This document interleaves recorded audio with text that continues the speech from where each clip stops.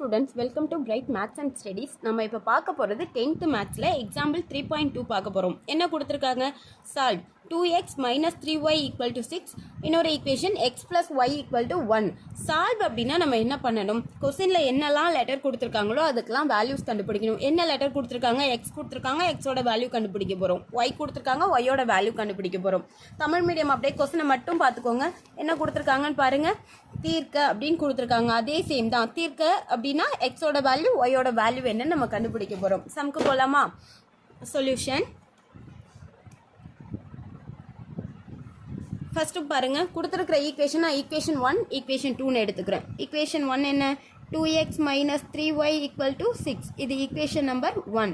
அடுத்து x plus y equal to 1. இது equation number 2.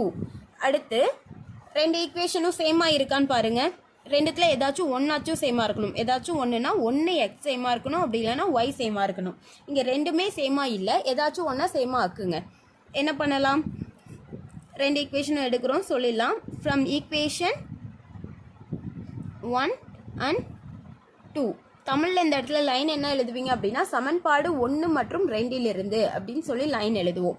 Equation 1 2x இருக்கா, இதை 2xன்னு மாற்றலாம். அப்படி இல்லையா, இங்கே 3y இருக்கா, இதை 3y மாற்றலாம். ரெண்டுத்துல ஏதாச்சும் ஒன்று எடுங்க. நான் இங்கே வந்து எக்ஸை மாற்றிக்கிறேன். ஈக்குவேஷன் 1 அப்படியே இருக்கட்டும். ஈக்குவேஷன் 1 என்ன? 2x minus 3y equal to 6. Equation 2 எதால் மல்டிபிள் பண்ண போகிறேன்? 2ஆல். என்ன கிடைக்கும்?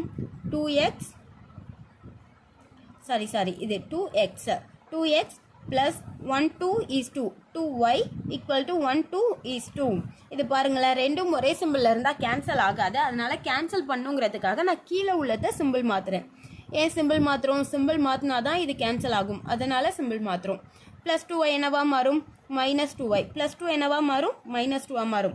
2x அடிச்சிடலாமா? பேலன்ஸ் இருக்கிறது இது. ரெண்டும் ஒரே சிம்பிள் இருந்தால் என்ன பண்ணுவோம்? ஆட் பண்ணுவோம். 3யும் 2ம் ஆட் பண்ணால் 5y ஈக்குவல் டு 6ல் 2 போயிடுச்சுன்னா ரிமைண்டர் 4. இது பாருங்களேன், ஆட் பண்ணி பெரிய நம்பர் என்ன சிம்பிளில் இருக்கோ அந்த சிம்பிள் எடுத்து போடுங்க. Minus 5y. இது 6ல் 2 போயிடுச்சுனால பெரிய நம்பர் சிம்பிள் நமக்கு என்ன? ப்ளஸ்னா ப்ளஸ் போட தேவையில்ல. அதுக்கு அடுத்து பாருங்க, y ஈக்குவல் டு 4. மல்டிபிளில் உள்ள மைனஸ் 5ங்கிறது டிவைடில் வரப்போ என்னவா வரும்? அதே மைனஸ் 5ஆக தான் வரும். மல்டிபிளில் உள்ளது டிவைடில் வரப்போ சிம்பிள் மாறாது, அப்படியே தான் வரும். ஓகே தானே? இது ஒய்யோட வேல்யூ.